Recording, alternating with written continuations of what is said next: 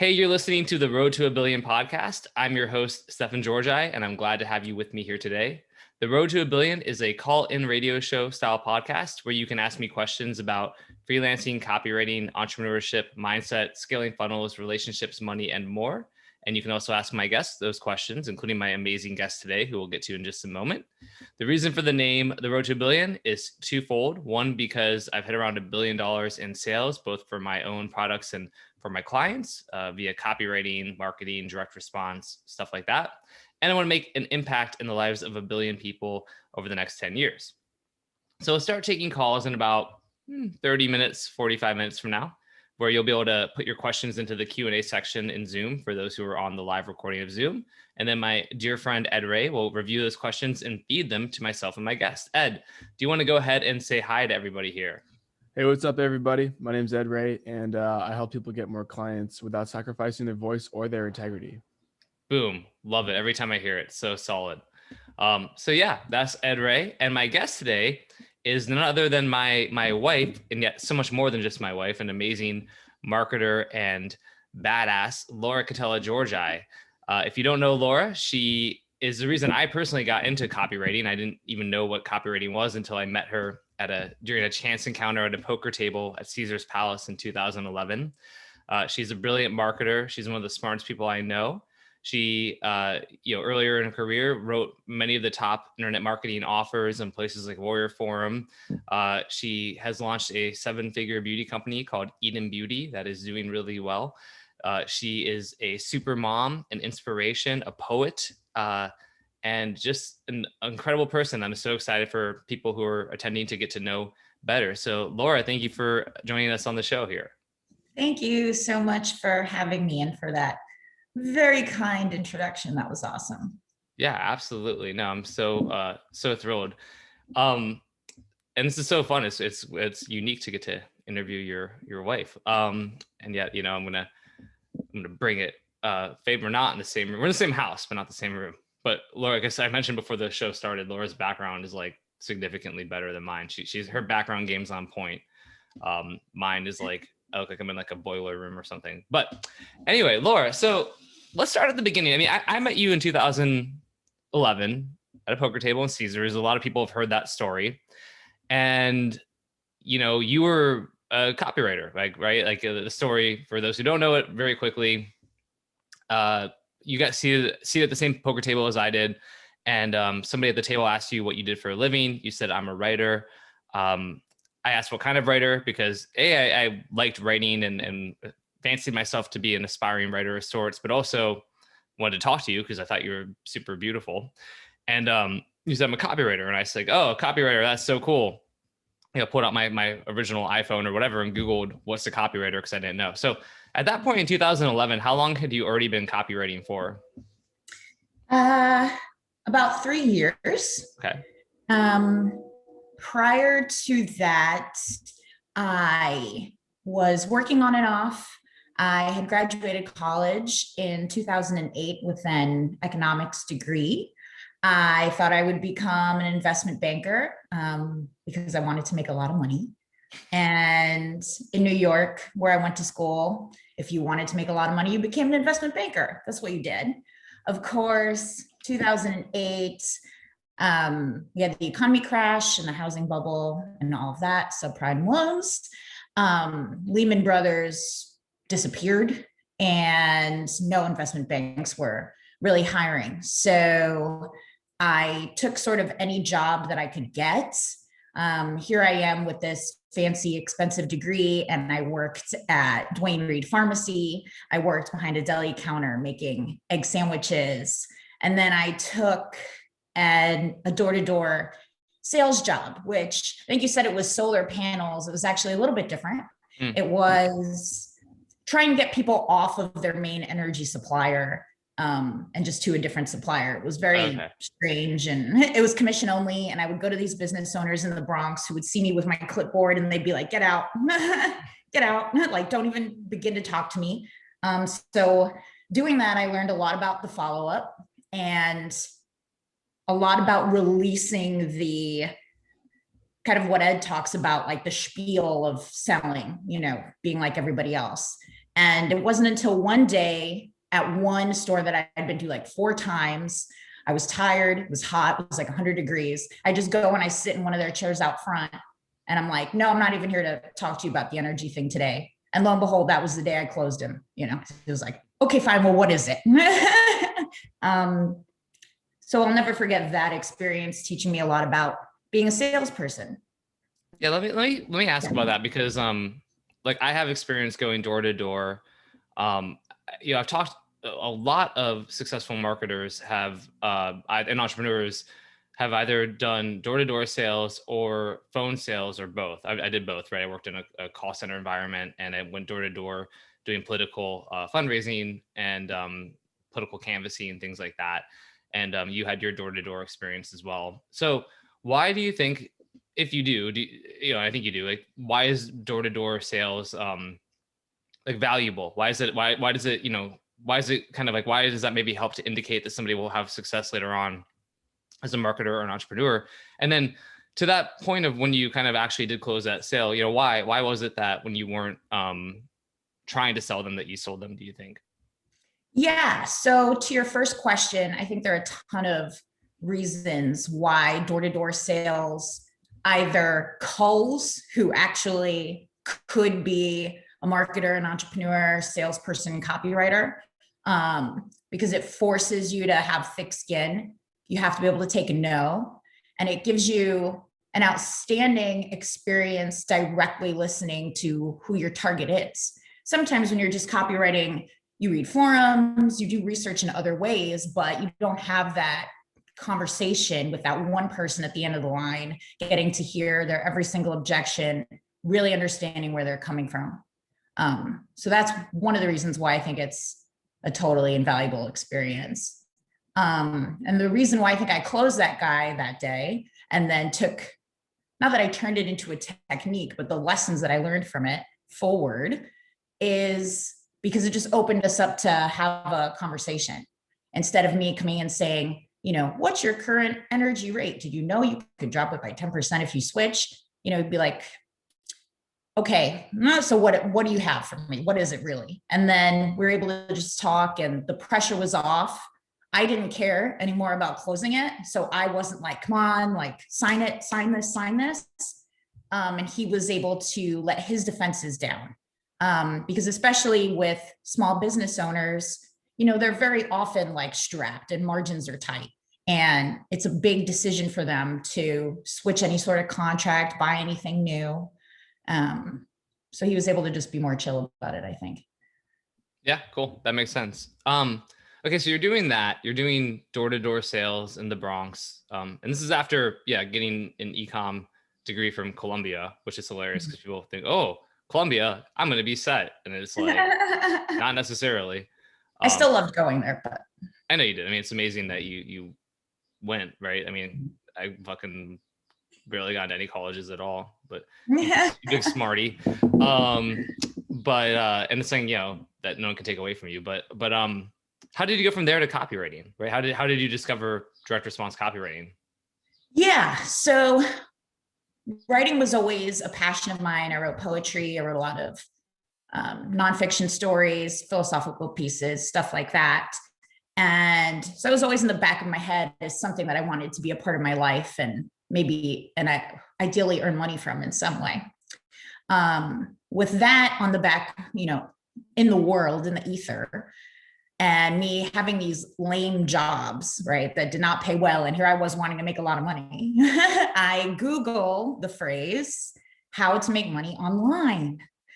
And that fateful night, was probably like 11 p.m. I started this search, changed my life forever, because I found the Warrior Forum, which was one of the first really big internet marketing forums of the day. People talked a lot about SEO, affiliate marketing, building an email list, ClickBank, and this thing called copywriting.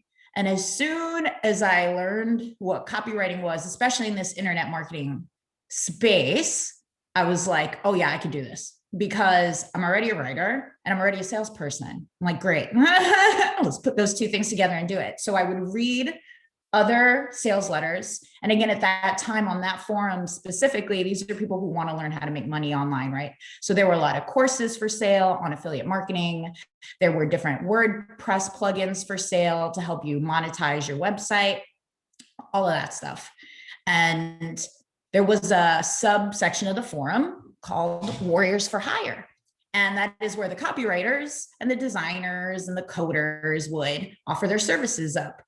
And so I wrote my own sales letter offering my services to write you a sales letter for $97, a sales letter. And I still believe people can do something like this to this day, be it on Facebook or another internet marketing forum, where they just pitch themselves. They're like, hey, hire me. And I just used a lot of compelling writing. I openly addressed the huge obstacle of, oh, but I've never actually done this for a client before.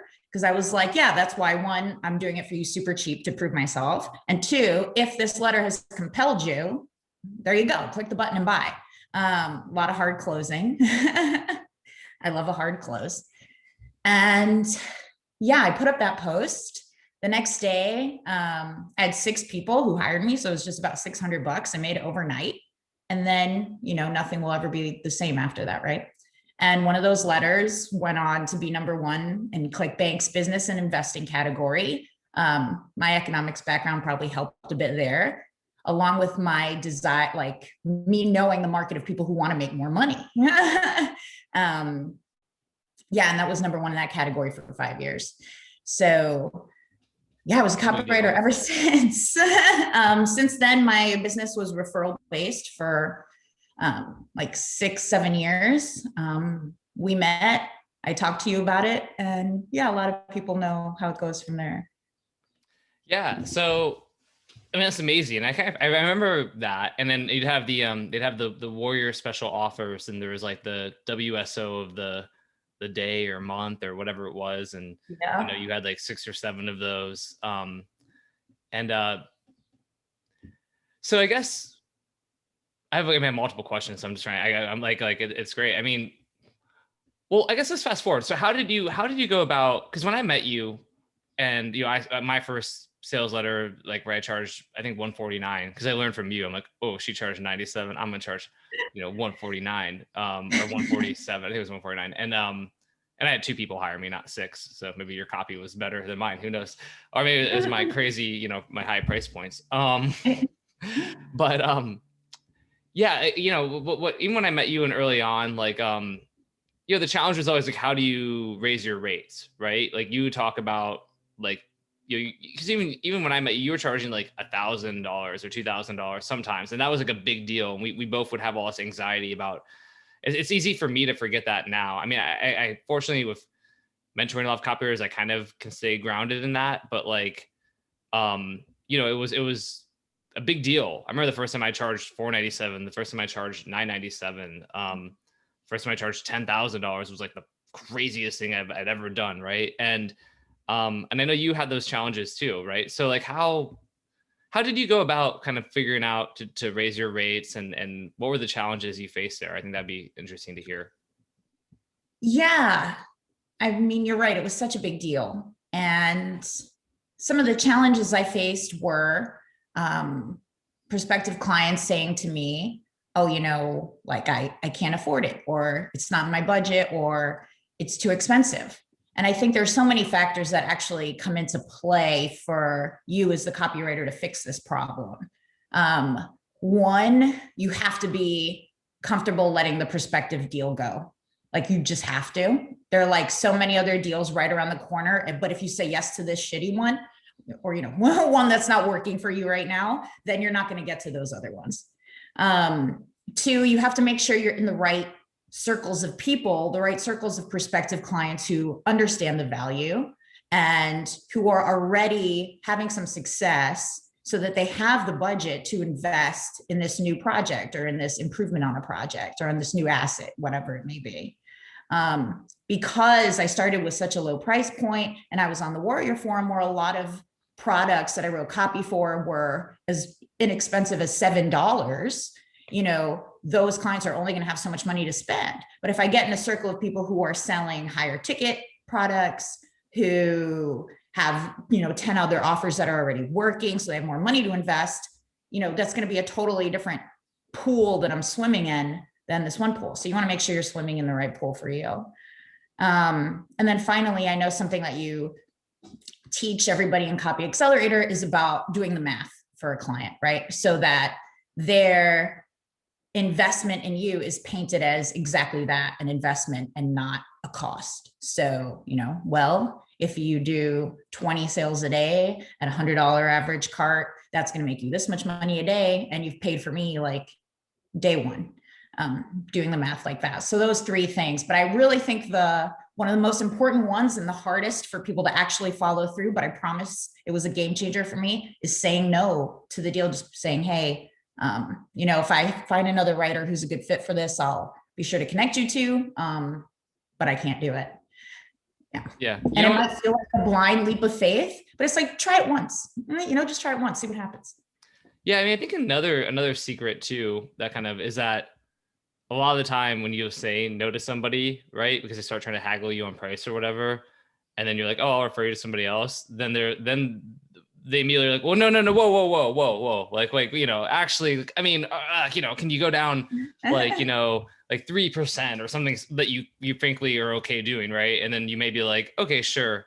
I'd say about half the time you tell somebody like, oh, no, like I can't do it for that price. Like, and this is even for me at high like amounts, right? But like even back in the day, it was the same thing. Half the time they'd be like, fine, okay, fine, Yeah. I'll hire you. Yeah, that's true. And even if it's like a week or two later, it might not be that they're immediately like, oh, okay, fine, but you will have released it. And then lo and behold, they'll come back and be like, I found a way, to make this work. Yeah. Yeah, absolutely. And then another huge thing that I always did was anytime I did level up and I, hit that client goal, when I got my first 10K letter, my first 25K letter, I was like, okay, that's my new minimum. The market has decided. Like, I'm never going backwards from there. So I think that'll be really helpful for people too. Like, that's just a hard rule that you follow now. Okay, that's my minimum. Yeah, I love that. That's awesome. Yeah. So fast forwarding ahead, why did you decide to stop writing copy for clients?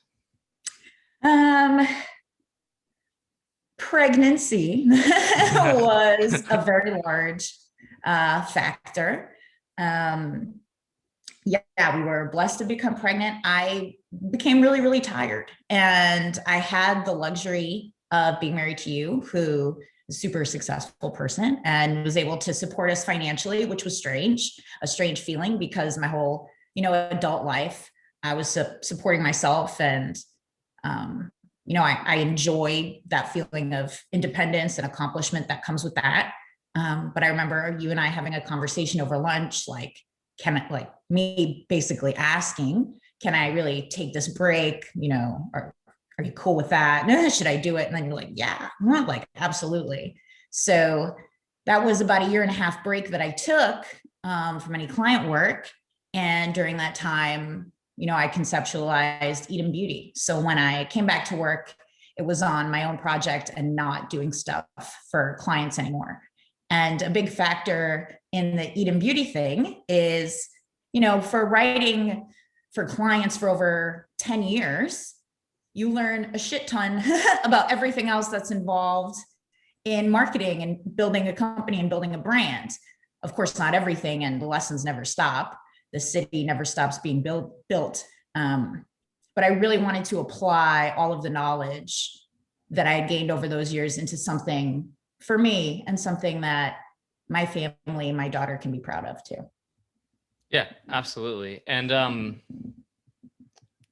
as you started, with Eden Beauty, so I guess go ahead and I'd love if you could tell people what is Eden Beauty, and and then what's been going on? What does the growth look like? What's the journey look like? What are the challenges and struggles you faced with it?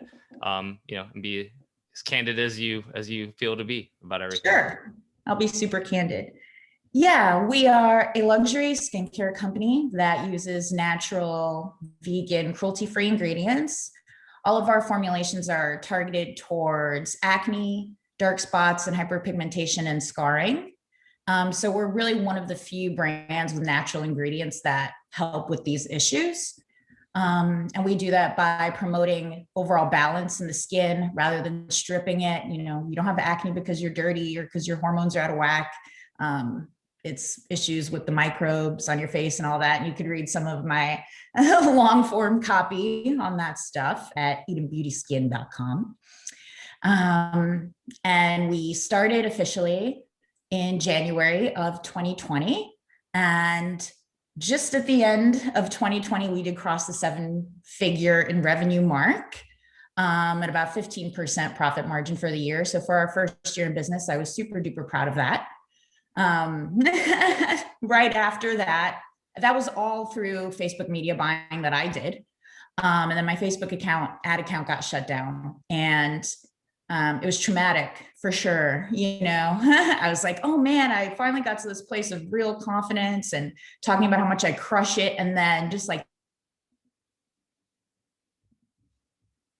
oh, did she freeze or did I freeze? I was going to get it back. I did eventually, but, so but that lesson, yeah, go ahead. Yeah, but that lesson, I feel like the biggest lesson there is that any challenge that comes is an opportunity. It's even a guideline for you to pave the new road so that now you don't have that single road, that single point of failure.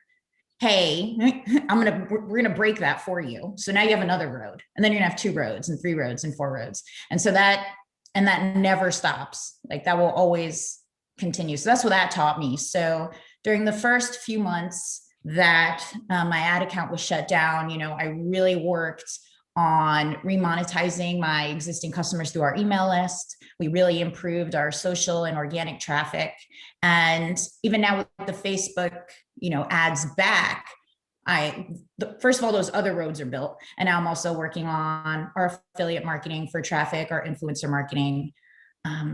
Yeah, so that again, more roads, like the road shut down forced me to build more roads, and ultimately I'm grateful for it. Yeah, that's amazing. And for people who know us or whatever, I mean, I want to also, I guess, stress, like, I really haven't helped Laura very much with Eden Beauty at all. And I like, and not just because of my own bandwidth and like, you know, maybe like, I don't know. I don't, hopefully this doesn't make me sound like an asshole, but I've been like, oh yeah, babe, you should do that. Good luck. And then, but I mean, that's cool. I mean, you know, and then you update me, and we'll obviously we talk about business together and stuff, but I mean, this is, you know, it's just you using your knowledge, your experience, and also learning. I mean, because to be fair, like there's a couple times where I've said stuff to you where I'm like, oh, don't do this, and you're like, I'm gonna do it, and then you've been like, oh, I should have done that, and I'm like, I told you. But like I go back to like people have to make their own mistakes and learn as well. You know, I'm thinking specifically of like some of the agency stuff, like, right, you really wanted to hire like a media buying agency and you were doing really well buying Facebook ads on your own. And I was like, most agencies suck. And you're like, nah, I'm going to hire an agency. And then it was like, you know, 6 months later and you're like, where'd all my sales go? Like, yeah, it started well. And then, yeah. But I mean, the point just being that, you know, it's all you and crushing it. Thank you. I would love for you to offer a split test of my control headline, because I can't beat this damn thing no matter how hard I try. So that would be a lot of fun. And we'll update everyone if I could wrangle that out of Stefan and he beats me. That would be great. I'll do that. Because I'm trying to do more e-com stuff and like nobody wants to like hire me to do it. And every time I do it, it's like I like crush people's controls. But like apparently nobody, I don't know. But it's my own curse. So look, I want to let Ed ask some questions, but first I do one thing. I want to make this about you, but since you're my wife and it's my podcast, I would think it might be fun if you shared with people who are, you know, watching, listening, or going to later. What are like 2 things about me, maybe that most people don't know that you think they should know, or that might be interesting for them? And this is not like a setup for you to say a bunch of nice stuff. I mean, it can be embarrassing stuff about how I snore or whatever. Like, you know, I don't care. I just think that might be fun to hear. Yeah, that's a great question. It's hard to think of something that people might not know because you're such an open book. And that's one of the things I love about you so much. And I think that's what a lot of other people love about you too. You know, you're vulnerable. You don't like play it too cool. you don't really keep many secrets. You know, you're not a secretive guy. You do snore. That is true. Some nights it's better than others. Sometimes I kick him in the leg to stop him. Then he'll stop for 5 minutes so I could fall asleep. And then he picks back up again. He never notices that. Stefan is weird with his shoes. Some of you may know this.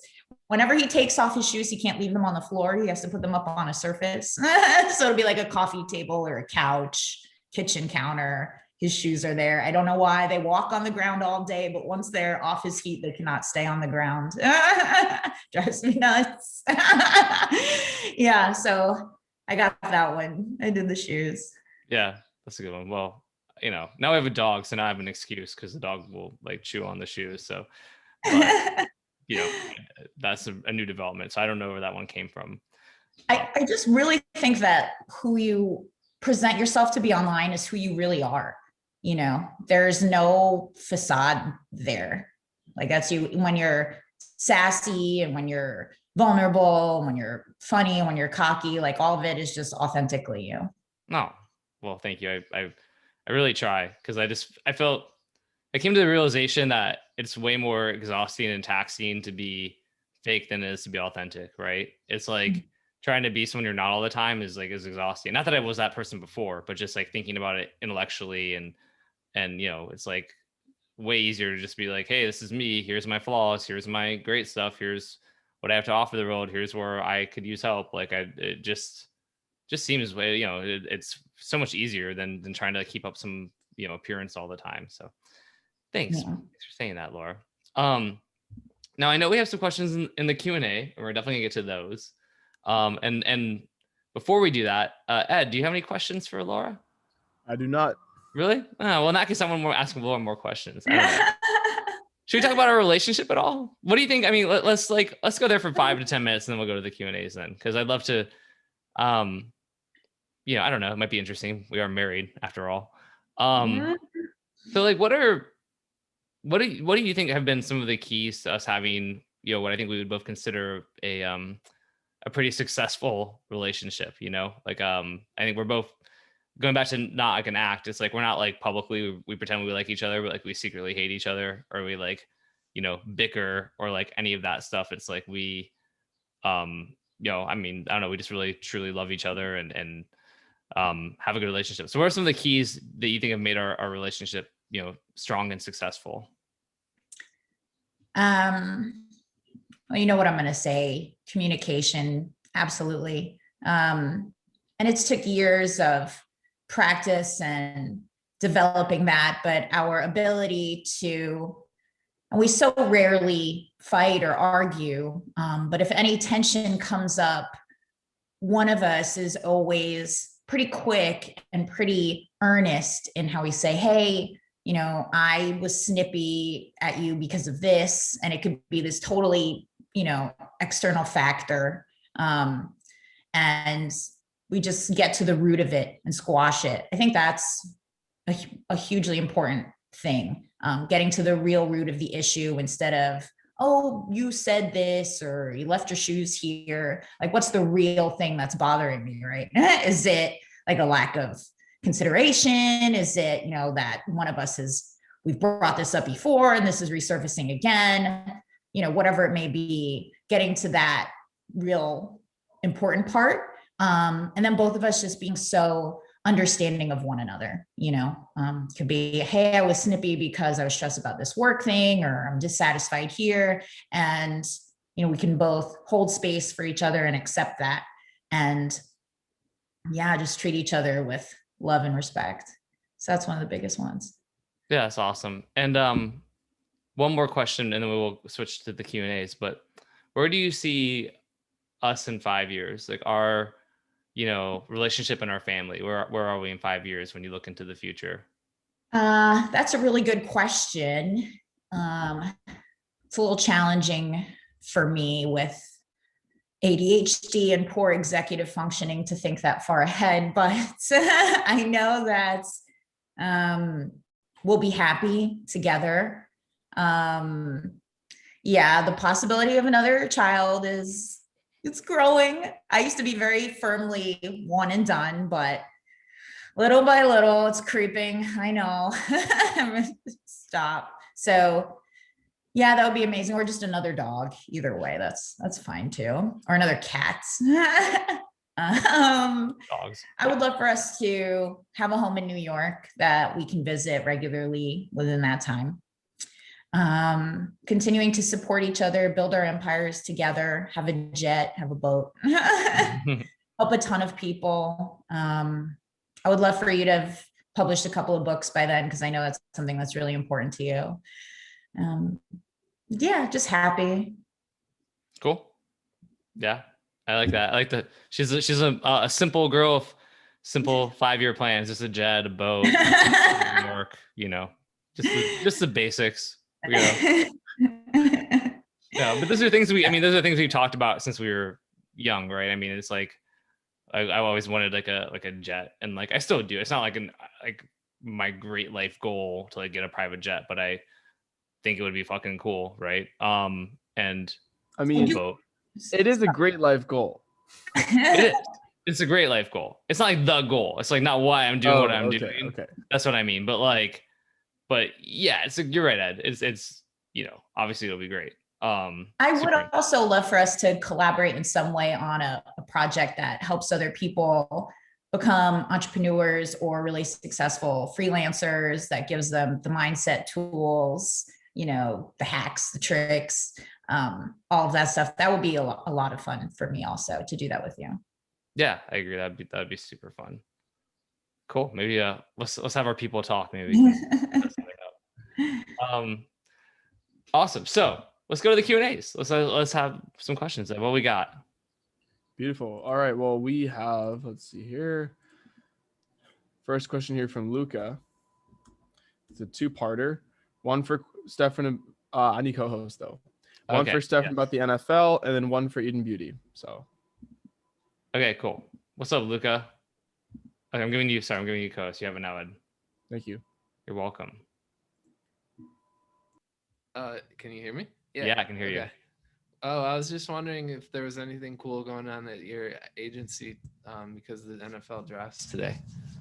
Yeah, so for that one, and then Laura too. For the agency, probably, but honestly I'm so bad about that. Like I need to. I know we have players and who we think will get drafted, but I honestly don't even know like which ones and stuff. So that's a terrible answer, but that's what happens when you own 5% of it. So I gotta find that out. I usually have them send me a list of what I should be paying attention to, and I have just been so busy I haven't. So terrible answer, but that's the truth, Luca. And then regarding the second part was about, well, I guess of Laura and how Eden Beauty was going, which you kind of answered already, Laura. I guess maybe if you want to talk to the next steps part again, what are you? So you have it up on ClickBank now, right? And you have a special offer on ClickBank and stuff like that. Yeah, so we launched a brand new, totally custom product, which is a probiotic for your skin, because your skin has a whole microorganism community, especially on your face. They're tiny mites that eat the oil that secretes in our pores. It's totally wild. And so many commercial products wreck that microbial population, just like antibiotics tend to do in our guts. So we created a probiotic for the skin. It's called Skin Win. And that offer specifically, we've just launched on ClickBank last week. So it's really fun for me to work sort of that new traffic source and create those connections with affiliate partners, and tests are going to be rolling out to that starting next week. So that is really exciting. I would love for SkinWin to become a hugely popular product. It's wonderful for both men and women. So it's our first really unisex product. And I think that could just get a lot of press, maybe end up in some retail stores. So that's what's all in the works there. Nice. Cool. Yeah, that question was posted early, but yeah, you kind of got into some of that stuff. So, but anyway, appreciate you guys, and it was fun hearing you guys talk. Thank you. Yeah. Thanks, Luca. Yeah. Rich said, "Do you need a negotiator to put a deal together with Laura?" Yeah, Rich. If I did, you you'd be my negotiator. You'd be the one I would turn to in a heartbeat. Laura, real quick before we go to more Q&As, let's talk about the challenges of being a mom and a wife and all the things you do and trying to grow Eden Beauty. Because I mean, it's like you do have. Because I mean, it's such a good brand, and you're making sales, and you've got this stuff queued up, but you can only put so many hours a day into it. How do you balance those two things? With the business and the personal, I guess. Yeah. I just try really hard. I don't think that I'm perfect at it. The time I spend with our daughter, I really try to put that first. And anytime that I'm with her and the mental chatter of, oh, I got to get back to this person, or I got to set this up for the business, I really just try to turn it off for that time that she and I are together, because I'm never going to get these moments with her back. So that's just constant effort. And then I really try to take advantage of if she's playing for 10 minutes, like what's the most productive thing I can do in 10 minutes? I mean, it could be, again, reaching out to somebody that I have to talk to about something, could be firing that email off, could be quickly like setting up a split test on a Facebook ad. So I try to kind of have those tasks filed away so that when the opportunity presents itself, I could grab it and get it done. And I think always being communicative with you about, hey babe, I need 30 minutes to do this, like at some point today, so that, because you're always willing and available to help, but you're not a mind reader, right? You're not going to know that I need the hands unless I tell you. So that's another factor in why our communication with one another is so important, so that you could then step in, take Eden out to play for a little bit, and I could get something done that needs to be done. But if I never told you, it wouldn't happen until who knows when. I know you'd play with our daughter on your own, but I might be tired by that point, so. No, that's a really good one, I think, for people, because there have been times where it's like I'm working on something and then I I'm usually the one who gets our daughter up in the morning because I'm an early bird and I want Laura to be able to sleep in and stuff, and she does. I know sleep not until 10, but she'll sleep till 7:30 or 8 or whatever. And but there's been times but then it's like, okay, now you're up, and then in my head I'm like, all right, cool, now I can go back to work because I'm in the middle of something. I took a break to get our daughter up, but then you go to your computer and you start working on something, and then it's like an hour later and I'm like resentful because I'm like, well, I was in the middle of doing something, and now doesn't Laura know that I was in the middle of doing something?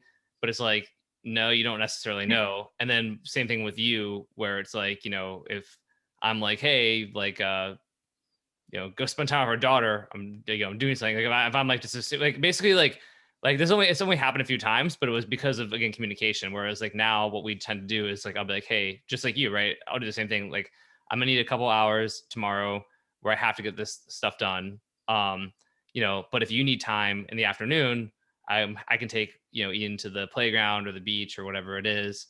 Or hey, I've got these calls. I have a call at 8:00, so I can get Ian up, but I have to wake you up if you're not up by 7:45, so that you can take over. And then you do the same thing with me, and that's been immensely helpful. It's not perfect. There's still times where I'm like, I wish I could just work all day because I have a bunch of stuff I want to get done, and but at the same time, if I did that, I would miss out on all these amazing moments with my family. And so, yeah, I just think that communication, like you said, has just been really valuable for us. So I wanted to point that out for people. Yeah. And I think if anybody can do it, especially if you're also a wife and mom, if you could get space outside of the home, and then you're able to spend, even if it's at Starbucks or whatever, at a coffee shop, and you could spend a few hours there, it's immensely helpful. Because if you're anything like me, I could be in my office working, but if I hear Eden, I'm off the road, my attention has shifted, and it's really challenging over and over again to switch gears back to doing work on the computer. So even if you could just do 2 hours, at a coffee shop, you're going to get so much more done, and you're going to feel so much more accomplished than those same 2 hours spent at home if your kid is at home. So do that more often. Yeah, that's been a really good one for you. Awesome. Cool. And let's return to the Q&As. Absolutely. Next up is a question from John about if Laura had any mentors. What's up, John? Hey, what's going on, y'all? How you doing? Doing good. This has been awesome to kind of hear how y'all interact and all this stuff. And I love the story earlier of Laura was saying about how one of her very first sales letters was kind of a 5-year control. And I was just kind of wondering if you had any kind of big mentors when you were first getting started, or this is just all like self-taught stuff. Yeah, it's mostly self-taught. I've had like short-term mentors and mastermind groups, and I always try to look at what other people are doing and model after them. But in terms of copywriting, and I say this to a lot of people too, you really learn the most by doing it. So I'm a big believer in, if somebody says, but I've never written in financial or I've never written in health, like, well, there's only one way to get over that, and that's to do it. So, and if you could have the time away from your own work, if you maybe write a financial piece on spec, or if you do it just to do it, to have it in your portfolio, and you're able to spend a month away from it and then look at it with those fresh eyes as if you were reading somebody else's work, and then critique it really, really hard. Like give yourself inline comments, shoot a Loom video critiquing yourself like you would another letter. I just think that that's going to be some of the most invaluable experience you're going to get. So that's the sort of thing that I would do early on. Like for that letter, I read like the top 5, financial letters on ClickBank, broke down what I thought was good, modeled after that, added my own twist to it. I was really super into NLP, neuro-linguistic programming. So I used a ton of NLP tricks throughout the letter. I still love doing that, mostly because I find it so fun. And yeah, that was how I did it. That's awesome. Yeah, I hope that answer is helpful. Yeah, definitely. Thanks. Laura, what are a few examples of NLP tricks, or how could somebody incorporate NLP into their copy? Sure. A really simple one is I assume the sale and use the future tense. So I'll say things like, when you click the buy button below, you'll see our checkout page. You will fill out your order details. Imagine the stopwatch zooming left and right. And you can do that all throughout. So, when you read the 3-step self-assessment below, so that would be one that hypnotizes them into continuing to consume, your piece, as well as getting them to buy, painting the picture after the fact. When the package arrives at your door, you'll open it and smell it and love it. That's one of my favorites. Cool. Awesome. Ed, let's keep rocking with these questions. Keep rocking and rolling. All right, next up we got Federico. What's up? What's up, Fed? If he wants to come on or not. And if he doesn't, we can always just read it. But we'll get Fed one. Hey, what's up? Hey, hey. How you doing? I'm fine. So first off, sorry for bad English. You know it. Yeah. If you're cool for you, I just tell you my question and I quit my I don't know the word. So I just tell you my question, okay? Sure. Okay. Sorry. Yeah, great. What's the best part of being offer owner to you, Laura?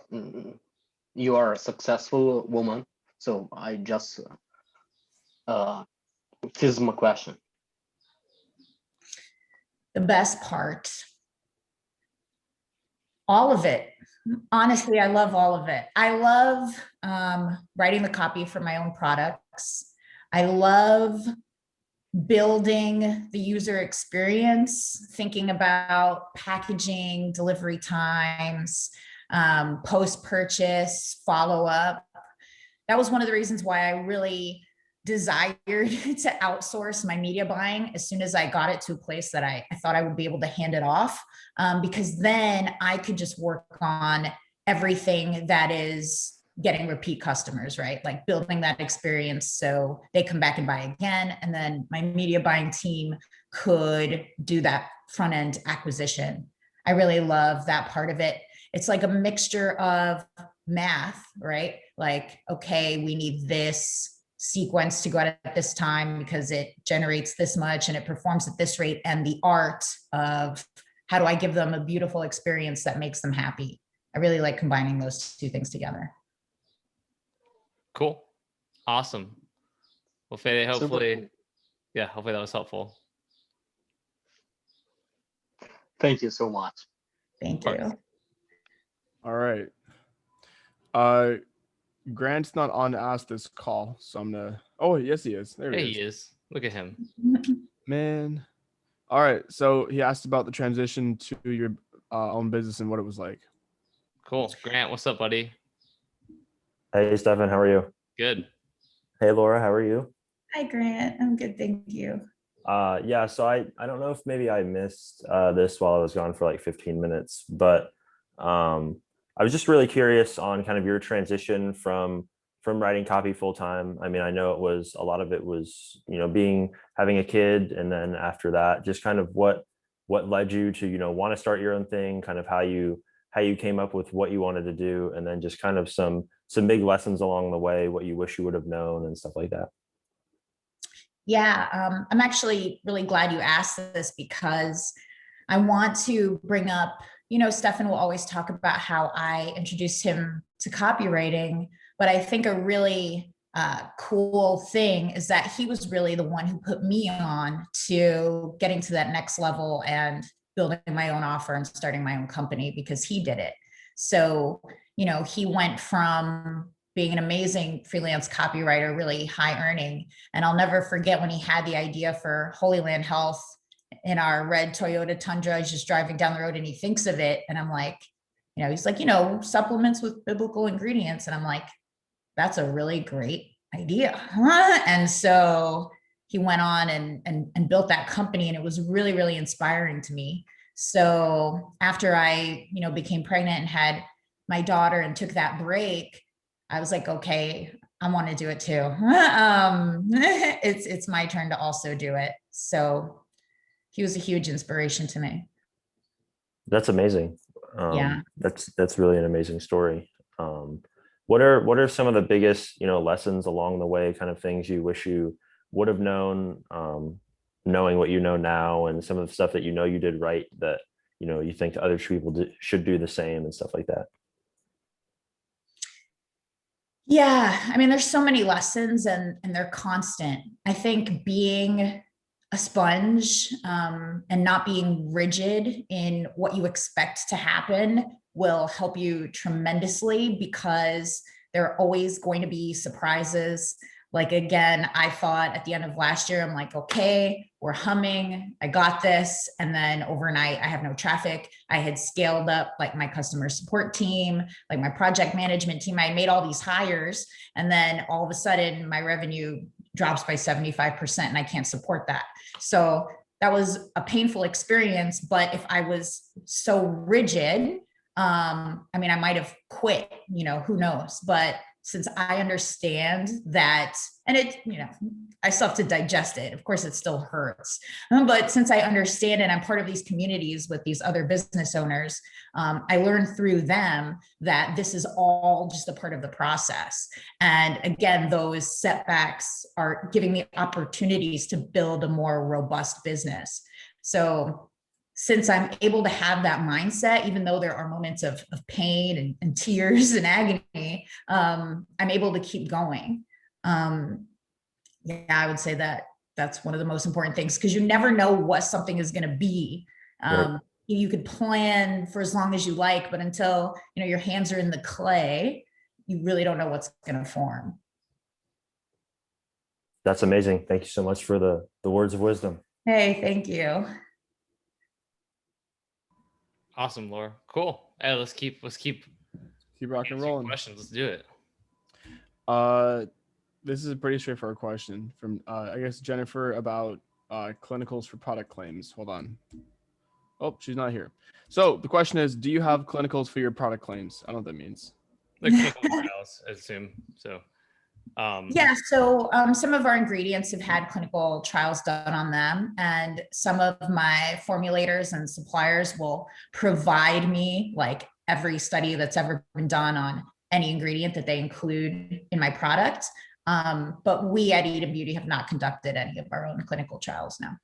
Yeah, which is pretty common. I mean, eventually you may get there, but like, yeah, I don't know, especially with skincare, but a couple of the people, like I know Vox, is it not Vox? Is it Vox? What's the one that does like the Aurora? Which is one that gives you like gnarly, like they're so in depth with all of their like sort of like studies, and they have like a team of expert formulators who like sort of. Oh yeah, Vora. Yeah, Vora. Yeah, they really are the hard. ORA, they're amazing to work with. Yeah, they're super cool.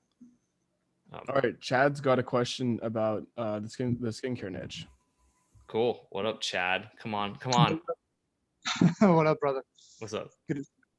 Hey, Laura, with your niche, I'm guessing you're clearly passionate about it, but if it had not been a proven niche, would you have still entered it? I like to think so, because I really believe that anything is a niche. I mean, I would talk about how I love business so much that I don't care what it is. I was like, I could build a button business. And then the more times I said button business, I was like, you could source these cool rocks and gems to make buttons. You could talk about upcycling shirts by changing the buttons. And then I had all these crazy ideas for a button business. And I could totally see, like, yeah, it'd be a micro niche, but if you own the micro niche, like, hey, that's great.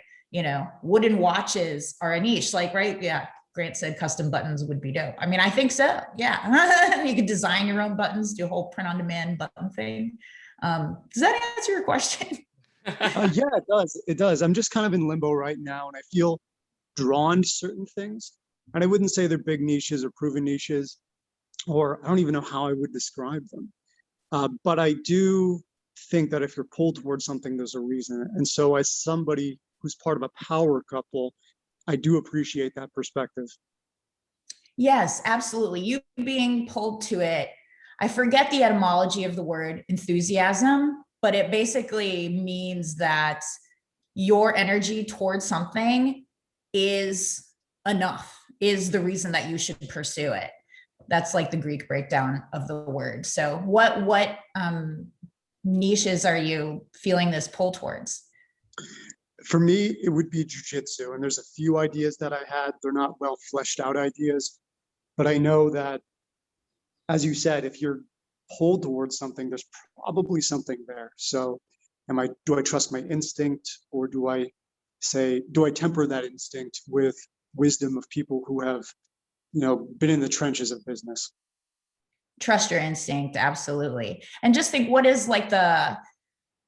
the smallest, least intensive time and capital intensive way that you can get your feet into this market? Maybe it's partnering with somebody who already has like some sort of jujitsu training or group or community, whatever it may be, putting out a YouTube video on it. I don't know what you want to do, but there are ways that you can see if your instinct is right without, going full ham right out of the gate.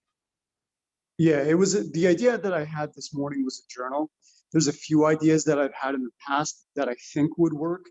With jiu-jitsu, it's a very small community. It is growing. I don't want to step on if I can work with people rather than compete against them, I think that would be ideal. Mm-hmm. But make no mistake, I'm no stranger, and I'm not afraid to compete as well. So I think that would be the easiest thing to do. Yeah, that's very cool. I think, is it Carlos Redelich who has a big jiu-jitsu Facebook group, I think? Do you know Carlos Redelich? I could connect you to him afterwards. Yeah, I would appreciate that. I haven't heard the name. Oh yeah, wonderful. He's a good copywriter also. So Done. I'd be happy to do that. Cool. Sweet. That makes connections on RTB. Perfect. Ed, what else we got? We got Gurleen up next. Gurleen. About mindset issues with business. Gerline, what's up? Hey guys, what's up? How you doing? Hi, my darling. I feel like I haven't been on here in forever. No, we've been missing you. Gotta bring out the big guns to get you back, you know? That's funny. Yeah. My question is just, as a mindset issues, but basically, how do you deal with any frustrations or self-doubt or feelings of like, I don't know, unease or lack of confidence? Like you don't feel like you know what you're doing when it comes to your business, assuming you've felt that way before.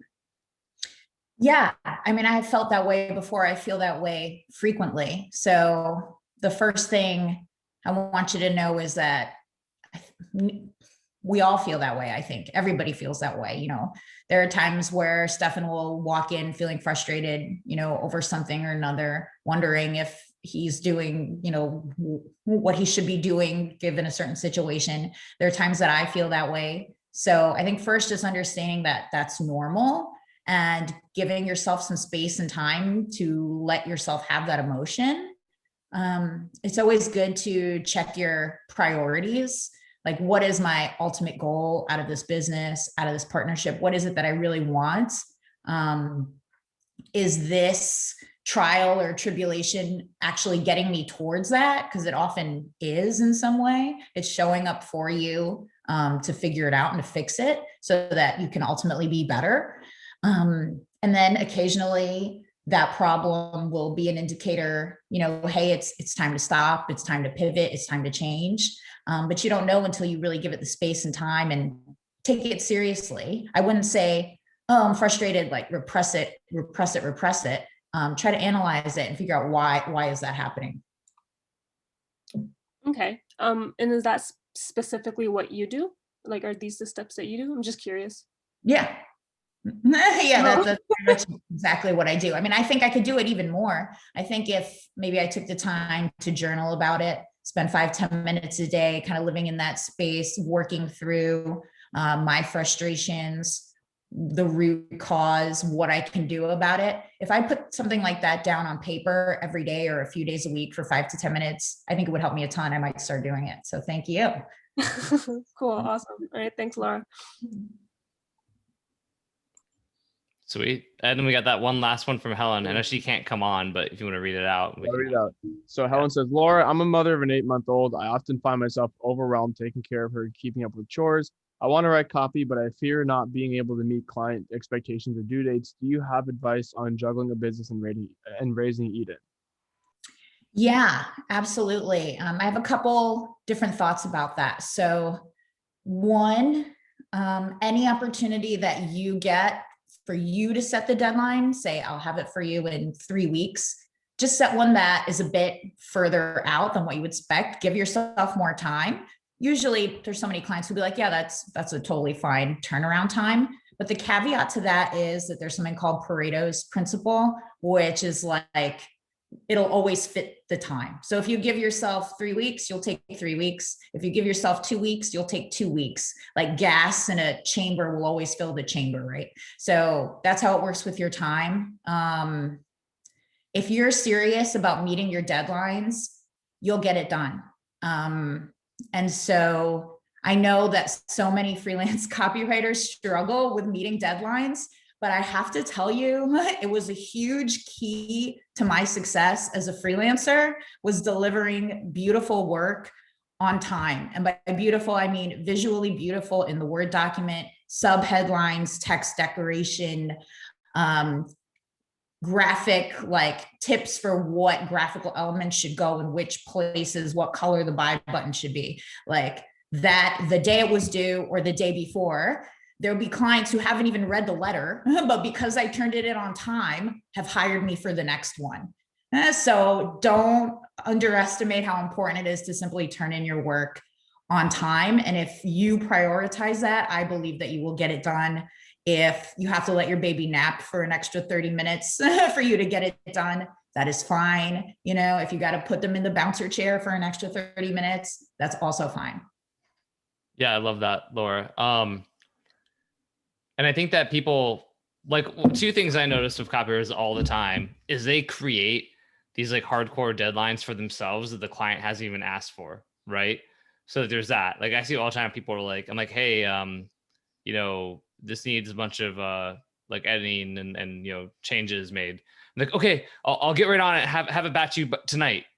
And it's like, okay, but like you could have said like in 5 days and it would have been fine. You know what I mean? Like it's like they were so afraid of like disappointing the client or something that then they like create these like, or they don't want the client to be mad or think badly of them or whatever it is, that they like create these deadlines that nobody asked for. It's a super common thing. And then they miss it and they get all stressed out. And then they're like, you know, and then you look bad because you're like, well, and in their head, it's like, well, I should have said that was stupid. Like, why a day? Like, I need 3 days. It's like, yeah, you are stupid, but like for saying in 1 day, you know what I mean? Like, you know, don't make these artificial deadlines that nobody asked you for. It's wildly common. I see it all the time. And so there's that. And then like, yeah, actually, I mean, that's the biggest one, I guess. And then, yeah, I love the idea of giving yourself a little bit more time. I mean, we went to dinner with Emma Rainville, who's hired. I think she said she'd spent like $350,000 on copywriters from Copy Accelerator in the last year. And she was like, literally not a single person from Copy Accelerator has got me the copy on time when they said they were going to. And she's still spending the money because our writers are like the best writers. But it's like, you know, she's like, it's crazy. Like how, like I've spent like more than $250,000 in copywriters from your group and not a single copywriter has actually met a deadline. It's like, so just don't be that copywriter. Yeah. Like you talk about all the time, Laura, like my first letter I ever wrote for Brian Zimmerman, like I have it in my inbox, or I send it to him and he's like, wow, damn. And like a day early, like, that's cool. I've got another thing for you. You want to write this too? Like he hadn't looked at it yet, but I just got to him early. So he literally just hired me for another letter. Like, you know, this is after the first letter I ever wrote, simply because I got to him like a day early, which was like so shocking to him because writers are so notoriously bad at it. But it's like, you know, I don't know, man, you know, if you want to stand out and be different than everybody else, then, you know, do the stuff that no one else does. And that's a huge way to get ahead too. Yeah. Yeah. Cool. Well, that was all the questions.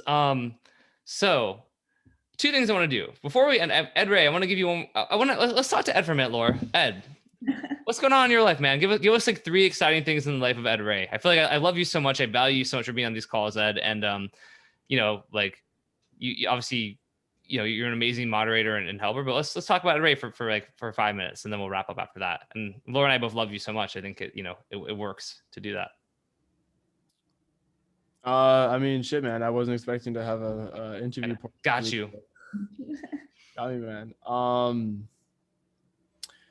Man, what's really been going on in my life lately? Well, for one, honestly, just been a really big focus on self-worth and personal growth. Been kind of going through more of a spiritual journey. That's one thing. Yeah, I've been playing League of Legends. I've been enjoying more of life. Like I've been working so hard the past 6 years just to build a business or do this or that. But I'm starting to believe more in creating a life worth living rather than a business worth growing. So I've just been enjoying more life. I go out. I'm in the best shape of my life. I break dance 3 to 5 times a week now. I've completely X'd out any girls in my life right now after a really weird situation with a girl in my building. So I'm off of girls for a little bit. I'm focused on just being me and growing myself to the man I want to be. I know I already am, just need to step into. Awesome. It's amazing. Laura, any thoughts on Ed and his journey? What else besides the breakdancing makes you feel super happy? Lately, it's been looking at trees. Like literally, like I'll go out for a walk and I'll see a tree or I'll see like some flowers. And I'm like, damn, like this is life. I love that. This is life, you know, Yes. just enjoying each moment.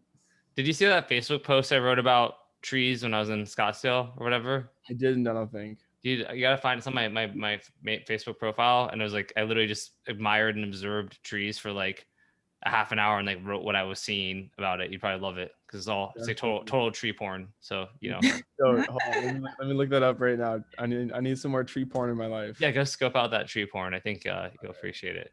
StefanGeorgi.com/tree porn. Got it. Yeah, exactly. That's my OnlyFans. This is just like pictures of trees. Honestly, I would subscribe to that. I mean, You're cool. such a trip. Well, that's something that Eden helps me realize too, because I can be walking so fast, but she just walks slow in the yard and looks at the flowers and looks at the leaves. And I remember to take a deep breath and look with her. And there's nothing like re-experiencing that stuff, especially thanks to your beloved child. Yeah, that's a great point. She does that. We were at the beach and she's like, Daddy, she's like, you're walking so fast. I have to run to keep up with you. She's like, why are you walking so fast? And in my head, I'm not, but I'm like, why am I walking so fast? Like we're at the ocean. It's like this amazing moment. Why am I trying to watch the car? Like I'm like sprinting to the car. And then, yeah, having a kid is really, really cool for that. So it's awesome. I'm reading your porn right now, Stefan. It's solid, right? That's good. That's good tree porn. Thanks, man. I like this. Thanks. You should write more of this. Damn. I want to. I know. I'm. That's my own challenge. Is I'm scaling back. I want to write books. I want to do more. And I went to that 100 million mastermind, and then I'm like, but also I need to get the Instagram DM closes going, and I should start a supplement company, and I should do this and that. And it's like, wait, it's literally what I just said I was not gonna do. But if I do too much, I don't have time to sit and admire trees, right? And so there's a challenge of not. Keeping the balance there so that I can do stuff like that I enjoy. That's good for my soul. That's honestly something I've been learning a lot more lately is actually just enjoying the life, because a lot of us put off momentary satisfaction, to be in the moment, as we call it, for, delayed gratification, building a business, or basically you put yourself second in your business first, which is okay to start, but doing that too long gets you burnt out, upset, depressed, and on medications, which we don't want. So facts. Yeah, that's absolutely true. Yeah, man. Cool, dude. Well, I'm glad things are good. I want to do an Ed Reay episode soon as well. Yeah, cool. We'll wrap it up. So thank you so much to my amazing guest, Laura Catella Georgi, for joining us. Laura, it was amazing having you. People want to interact more. They want more Laura in their lives. What do they do? Where do they go? What's the best way? Yeah, I think the best way would be to make sure we're friends on Facebook. My name on there is Laura Catella Georgi. You can just add me. I love chatting with people and helping them. I've had some amazing calls with Gerline. Those fill me up so much. So if anybody would like to do something like that, especially if you were here and spent an hour and 11 minutes, 11, everyone, you can make a wish now. If you're on the West Coast, I'd be happy to do that with anybody who is here. So feel free to add me on there. Awesome. And give Laura some love on Instagram. You got your BitClout set up too. You can go. Yes, you can invest in me on Laura C on BitClout. Yeah. I think I'm going to start sharing more pictures of trees on there. Yeah, I think trees are really just the next wave. That's the trees are just really hot right now. But anyway, so thank you so much, Laura. Thank you for being my guest, and I love you. And I love you Ed Reay, thank you so much for being our amazing co-host as always. For everyone else that wraps it up, make sure that if you are watching the replay on YouTube, you leave a comment, hit the like button, let us know what you got from this episode, any questions we should have asked and didn't ask, and if we can always do a part 2 someday. If you listen on iTunes, make sure to leave a review, make sure you're subscribed, all of that good stuff, and we'll go from there. Thank you, everybody, and have a wonderful rest of your week. Thank you. Thank you.